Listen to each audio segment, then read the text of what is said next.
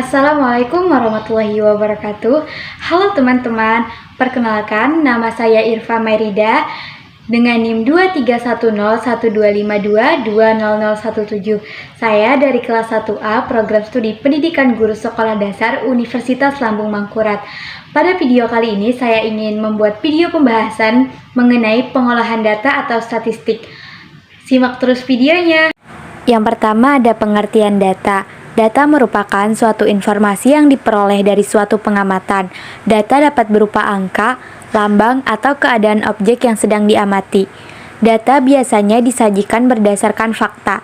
Jika data sudah terkumpul, maka yang harus dilakukan adalah menyusun, mengolah, dan menganalisis data untuk memperoleh kesimpulan keseluruhan data.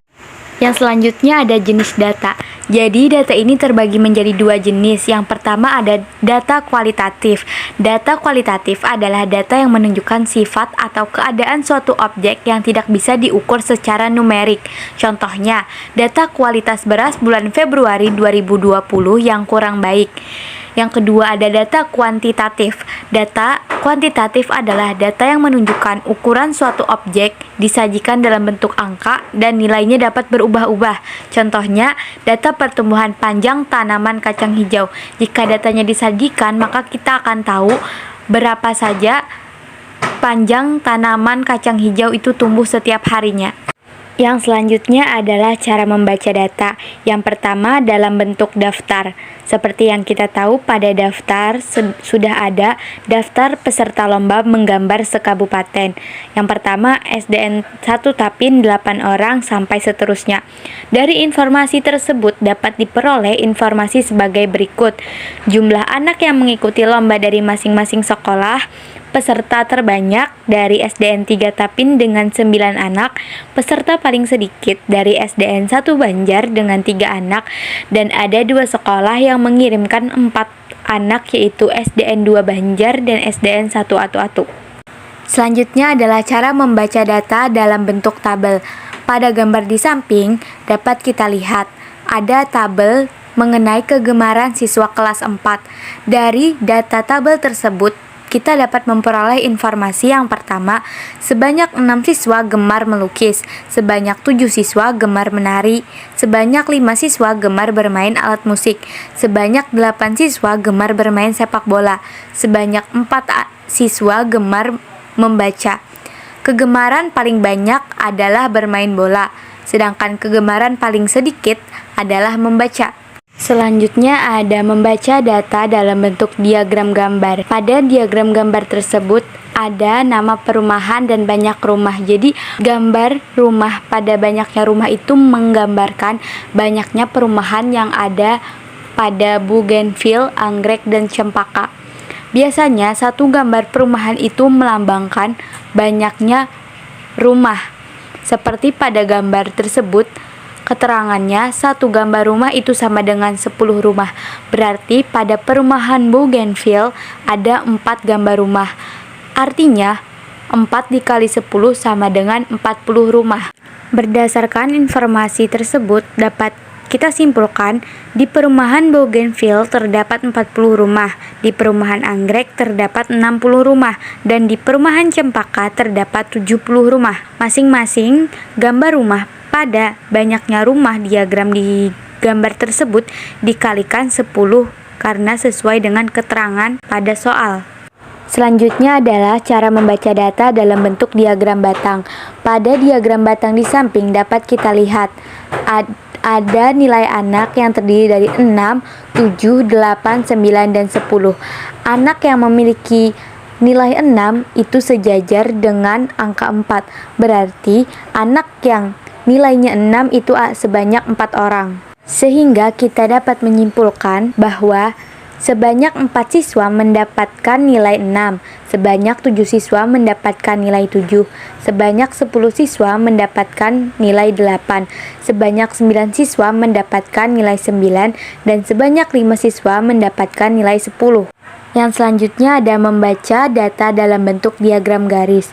Seperti yang kita lihat pada diagram garis di samping, informasi yang dapat kita ambil dari diagram garis tersebut adalah Hasil panen tahun 2015 adalah 5 kuintal. Hasil panen tahun 2016 adalah 10 kuintal. Hasil panen tahun 2017 adalah 20 kuintal. Hasil panen tahun 2018 adalah 15 kuintal dan hasil panen tahun 2019 adalah 20 kuintal. Yang selanjutnya ada membaca data dalam bentuk diagram lingkaran.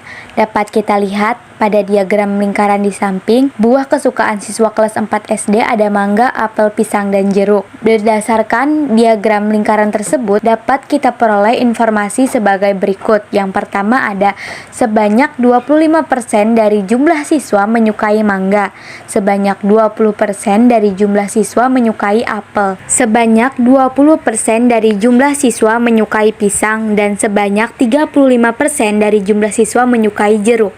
Yang pertama ada contoh data tunggal. Yang kita bahas yang pertama adalah MEAN. MEAN adalah nilai dari keseluruhan data atau jumlah nilai data dibagi banyaknya data. Rumus MEAN adalah X bar X1 ditambah X2 ditambah X3 sampai seterusnya per N atau banyaknya data dibagi jumlah data. Contoh ada data yaitu 4, 5, 6, 6, 7, 8, dan 9. Maka MEAN-nya adalah X bar sama dengan 4 ditambah 5 ditambah 6 ditambah 6 ditambah 7 ditambah 8 ditambah 9 per 7. Maka hasilnya adalah 45 per 7. 45 dibagi 7 sama dengan 6,42. Maka MEAN dari data tersebut adalah 6,42. Yang selanjutnya ada modus. Modus adalah data yang sering muncul atau data yang memiliki frekuensi paling besar dari data yang lainnya. Contohnya ada data yaitu 40, 50, 60, 70, 70, 80, dan 100. Dari data di atas dapat kita lihat angka 70 lebih sering muncul dari data yang lainnya yaitu sebanyak 2 kali. Berarti modus pada data tersebut adalah 70. Untuk mencari modus, kita juga harus mengurutkan data dari data terkecil sampai data yang paling besar. Yang selanjutnya ada kuartil. Kuartil ada 3. Yang pertama kuartil bawah atau Q1, kuartil tengah atau Q2 atau bisa disebut juga median, dan kuartil atas atau Q3. Kita akan mencari Q2-nya terlebih dahulu. Q2, jika data tersebut ganjil maka berada di tengah-tengah. Contoh soal, ada data yaitu 40, 60, 60, 70, 80, 80, dan 100. Di situ kan ada 7 data, berarti ganjil. Kita hitung dari depan 3 dan dari belakang 3. Maka kita coret 40, 60, 60, 100, 80, dan 80. Berarti Q2-nya adalah 70 karena 70 berada di tengah. Selanjutnya ada Q1. Nilai dari Q1 ini berada pada data pertama dan pada Q2. Dapat kita lihat data pertama adalah 40 dan Q2 adalah 70. Berarti nilai dari Q1 berada di antara 40 dan 70. Dapat kita lihat angka yang berada pada 40 dan 70 itu ada 60 dan 60. Jikalau angkanya ada 2, maka harus dijumlahkan terlebih dahulu. Berarti Q1 sama dengan 60 ditambah 60 per 2. Hasilnya sama dengan 60. Berarti Q1 sama dengan 60. Selanjutnya ada Q3 sama dengan Q1. Bedanya Q3 ini berada di antara Q2 dan data paling terakhir. Berarti berada di antara 70 dan 100. Dapat kita lihat angka yang berada di antara 70 dan 100 adalah 80 dan 80. Berarti Q3 sama dengan 80 ditambah 80 per 2. Maka hasilnya adalah 80. Jadi Q3 sama dengan 80. Selanjutnya ada median. Median adalah data yang berada di tengah setelah data diurutkan dari data terkecil ke data yang paling besar. Contoh untuk data ganjil median, di situ ada 40, 60, 60, 70, 80, 80, dan 90. Sehingga terdapat 7 data. Maka cara cepatnya kita bisa mencoret 3 data pertama dan 3 data terakhir, yaitu 40, 60, 60, 90, 80, dan 80, hingga tersisa angka 70. Maka medianya adalah 70. Sedangkan untuk data genap, di situ ada 40, 50, 60, 60, 70, 80, 80, 90. Terdapat 8 data yang berarti genap. Maka mediannya adalah kita lakukan terlebih dahulu seperti tadi, yaitu kita coret 3 data pertama dan 3 data terakhir, yaitu 40, 50, 60, 90, 80, 80. Tersisa 2 data, yaitu 60 dan 70. Maka kedua data tersebut kita tambahkan lalu kita bagi 2, yang mana hasilnya adalah 65. Berarti median dari data-data tersebut adalah 65. Selanjutnya adalah contoh soal data berkelompok. Pada data berkelompok biasanya disajikan yang namanya tabel, dan tabel tersebut terdiri dari data dan frekuensi atau dilambangkan dengan F. Seperti yang kita lihat pada gambar, sudah ada tabel data mengenai nilai bahasa Indonesia kelas 12. Di situ ada 75 sampai 80 dengan frekuensi 8. Artinya, siswa yang mendapatkan nilai 75 sampai 80 itu ada sebanyak 8 orang. Oke, yang akan pertama kali kita bahas adalah mean atau rata-rata. Rumus mean pada data berkelompok adalah X bar sama dengan sigma FI dikali XI per sigma FI. Nah, cara untuk mengetahui jumlah FI dikali XI atau sigma FI dikali XI adalah kita harus mencari XI-nya terlebih dahulu. Cara mencari XI adalah batas bawah ditambah dengan batas atas, lalu hasilnya kita bagi 2. Misalnya 75 ditambah 80 hasilnya 155, lalu dibagi 2, maka XI-nya adalah 77,5, begitupun seterusnya. Yang selanjutnya adalah untuk mengetahui sigma FI dikali XI, maka kita harus mengalihkan frekuensi dengan XI. Misalnya 8 dikali 77,5 hasilnya adalah 620. Nah, begitupun seterusnya, sehingga jumlah dari FI dikali XI ini dijumlahkan. Itulah hasil dari sigma FI kali XI. Di sini kan jumlahnya 5148,5. Lalu kita masukkan ke dalam rumus, yaitu X bar sama dengan 5148,5 per 59. Sigma FI itu maksudnya adalah jumlah dari seluruh frekuensi. Nah, hasil dari 5148,5 per 59 adalah 87,29, yang artinya itu rata-rata dari data tersebut. Selanjutnya adalah modus. Modus adalah nilai yang sering muncul. Dan modus dalam data berkelompok rumusnya adalah TB ditambah D1 per D1 ditambah D2 dikali C. Nah, untuk mengetahui letak kelas modus, kita harus melihat pada tabel terlebih dahulu. Modus kan nilai yang sering muncul. Nah, seperti yang kita lihat pada frekuensi adalah 23 merupakan frekuensi yang paling besar. Artinya modusnya berada di kelas 23, yaitu 87 sampai 92. Berarti TB-nya adalah 87 dikurang 0,5 sama dengan 86,5. C-nya atau panjang kelasnya adalah 6 karena dihitung dari 87 sampai dengan 92. Selanjutnya D1. Nah, untuk mencari D1 maka caranya adalah dengan mengurangi letak kelas modus dikurangi frekuensi sebelumnya. Seperti yang kita tahu, letak kelasnya tadi kan frekuensinya ada 23. Berarti letak frekuensi sebelumnya adalah 17. Berarti D1 sama dengan 23 dikurangi 17 sama dengan 6. Sedangkan D2-nya adalah letak kelas modus dikurangi frekuensi sesudahnya. Berarti D2 itu 23 dikurang 11 sama dengan 12.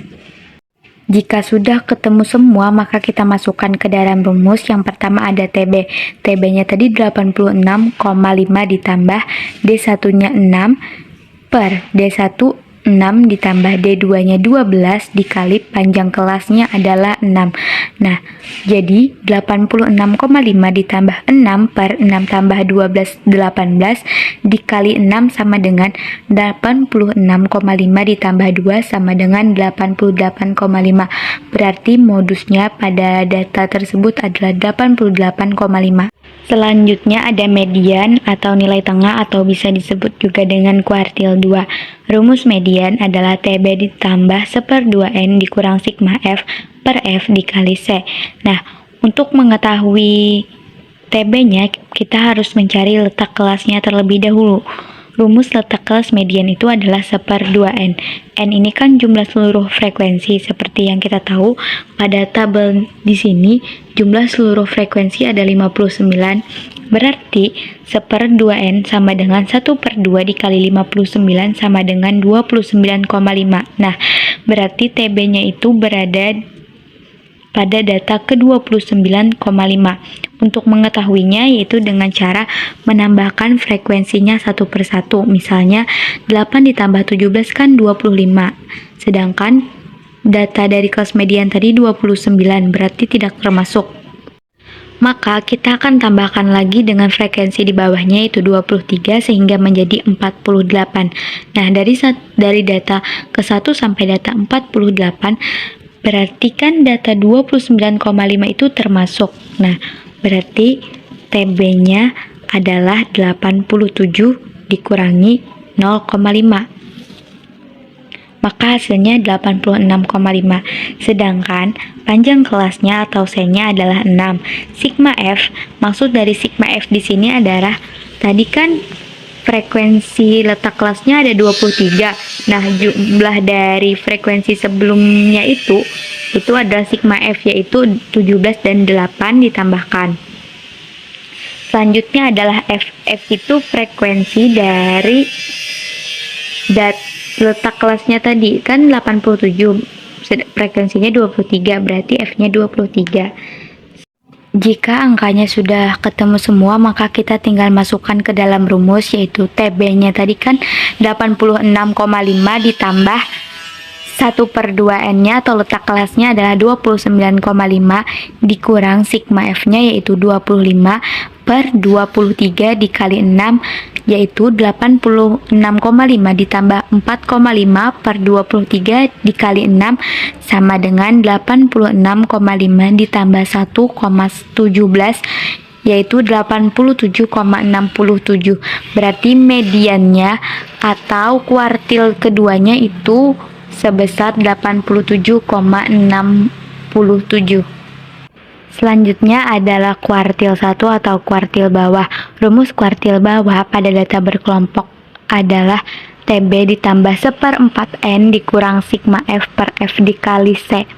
Nah, untuk mengetahui TB-nya, kita harus mencari letak kelasnya terlebih dahulu. Letak kelas pada kuartil 1 itu rumusnya 1/4N atau 1/4 dikali jumlah frekuensi. Yang artinya 1/4 dikali 59. Hasilnya adalah 14,75. Nah, berarti letak kelas kuartil 1 ini berada di data ke-14 atau data ke-15. Nah, untuk mengetahuinya kita hitung dulu. Data ke-1 sampai 8 berarti kan nggak termasuk. 8 tambah 17 kan 25, berarti data ke-1 sampai data 25. Nah, di sini tadi kan data ke-14 atau data ke-15, berarti kan termasuk di yang frekuensinya 17 ini yaitu 81 sampai 86. Jika sudah mengetahui rumus TB kan batas bawah dikurangi 0,5. Berarti 81 dikurangi 0,5 sama dengan 80,5. Sedangkan panjang kelas atau C-nya itu 6 dihitung dari 81 sampai 86. Selanjutnya sigma F. Sigma F ini adalah frekuensi yang berada di atas frekuensi letak kelasnya tadi. Sedangkan F adalah frekuensi dari letak kelasnya tadi. Lalu setelah kita dapat semua yang dicari, dimasukkan ke dalam rumus, yaitu TB-nya 80,5, 1/4N-nya 14,75, sigma F-nya 8, F-nya 17, dan panjang kelas atau C-nya 6. Berarti 80,5 ditambah 14,75 dikurang 8 per 17 dikali 6.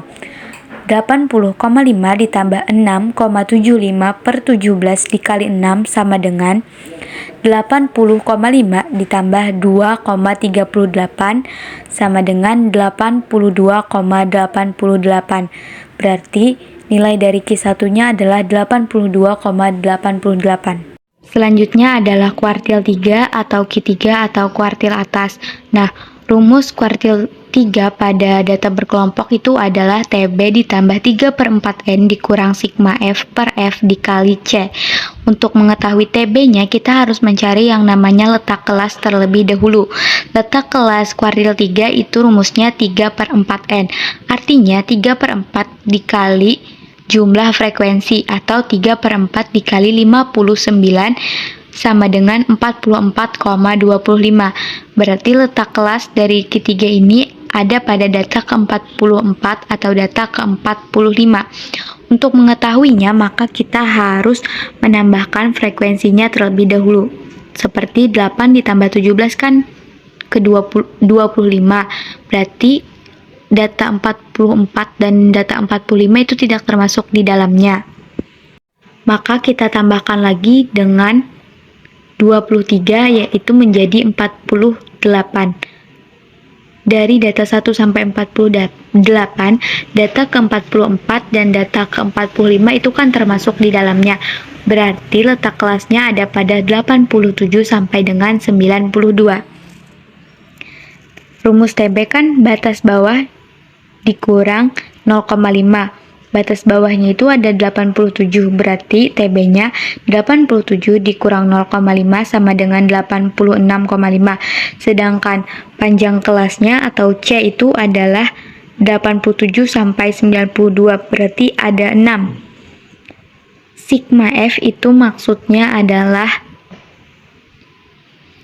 jumlah frekuensi di atas frekuensi letak kelas. Kan letak kelas tadi frekuensinya 23, berarti frekuensi yang ada di atasnya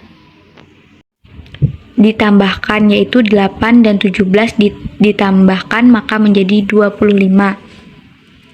Berarti sigma F-nya adalah 25, sedangkan F-nya itu adalah frekuensi dari letak kelasnya, yaitu 23, berarti F sama dengan 23. Selanjutnya kita masuk ke dalam rumus, yaitu TB ditambah 3/4N per sigma, dikurang sigma F per F dikali C atau panjang kelas, maka 86,5 ditambah 44,25 dikurang 25 per 23 dikali 6, hasilnya 86,5 ditambah 19,25 per 23 dikali 6, yaitu 86,5 ditambah 5,02 sama dengan 91,52. Berarti nilai dari kuartil 3-nya yaitu adalah 91,52. Sekian video pembahasan dari saya mengenai materi pengolahan data atau statistika. Semoga dapat dimengerti. Wassalamualaikum warahmatullahi wabarakatuh.